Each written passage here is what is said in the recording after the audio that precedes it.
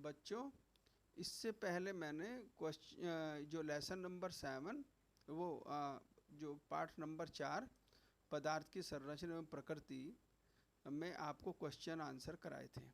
उसके जो बाकी शेष क्वेश्चन हैं वो मैं आज आपको भेज रहा हूँ, आप ध्यान से वो कर लेंगे हैं, पहले समझ लो और उसके बाद उन्हें कर लेंगे, ठीक है।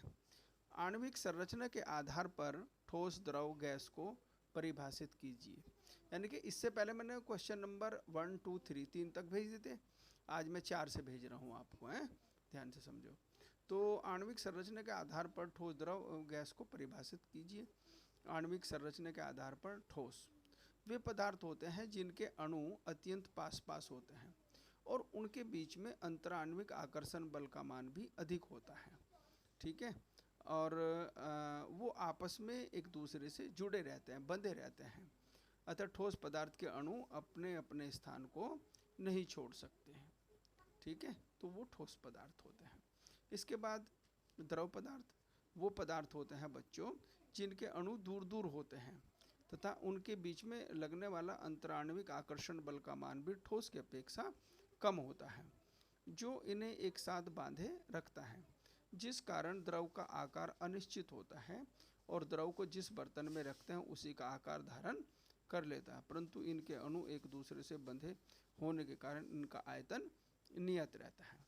तो इस तरह ठोस का द्रव का आकार, तो द्रव का आयतन निश्चित रहता है लेकिन आकार नियत नहीं रहता। अब बच्चों गैस वाले ठोस पदार्थ की अपेक्षा गैस के अणु काफ़ी दूर दूर होते हैं। इनके बीच में अंतराण्विक आकर्षण बल का मान बहुत कम होता है, क्षीण मानते हैं, नगण्य मानते हैं और ये मुक्त अवस्था में वातावरण में इधर उधर घूमते रहते हैं, उड़ते रहते हैं। इसलिए इनका न तो आयतन ही निश्चित होता, न ही आकार निश्चित होता, कुछ भी निश्चित नहीं होता, ठीक है। तो ये गैसीय पदार्थ होते हैं। इसके बाद पारदर्शिता के आधार पर पदार्थ कितने प्रकार के होते हैं? तो पारदर्शिता के आधार पर पदार्थ 3 प्रकार के होते हैं। पारदर्शी पदार्थ वो पदार्थ होते हैं जिनके आर पार देखा जा सकता है, तो उन्हें पारदर्शी पदार्थ कहते हैं, जैसे कांच है, जल है आदि। अपारदर्शी पदार्थ वो पदार्थ होते हैं जिनके आर पार देखा नहीं जा सकता, वो अपारदर्शी पदार्थ होते हैं बच्चों, जैसे लकड़ी का गुटका, लोहे की चादर आदि। इसके बाद होता है बच्चों अल्पारदर्शी पदार्थ, यानी कि वो पदार्थ होते हैं जिनमें से प्रकाश किरण पुंज गुजारने पर यह एक ओर से दूसरी ओर कम निकलती हैं, आंशिक रूप से निकलती हैं, तो इन्हें अल्पारदर्शी पदार्थ कहते हैं या पारभासी पदार्थ कहते हैं। जैसे पेंट लगा कांच होता है, तेल लगा कागज होता है आदि।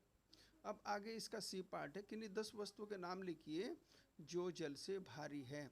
रेत, लोहे की कील, कांच का टुकड़ा, लोहे की गोली, कांच की गोली, पत्थर, सुई, स्टील की चम्मच, चाबी, कैंची आदि। अब आगे क्वेश्चन है बच्चों, क्या कारण है कि स्टील की कील पानी में डूब जाती है जबकि इससे बनी नाव पानी में तैरती रहती है?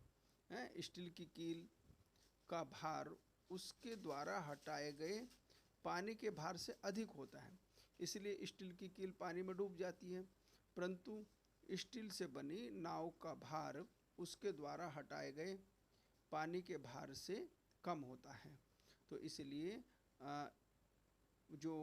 नाव जो है वो तैरती रहती है और इसलिए स्टील की नाव तैरती रहती है और वो डूबती नहीं है, ठीक है बच्चों, ये समझ में आया? तो आप इस तरीके से अपने क्वेश्चन आंसर कर लेंगे ध्यान से, हैं, और ये पूरा चैप्टर अपना कंप्लीट कर लेंगे। ये चैप्टर मैंने समाप्त कर दिया है, आप ध्यान से काम करेंगे, ठीक है, धन्यवाद।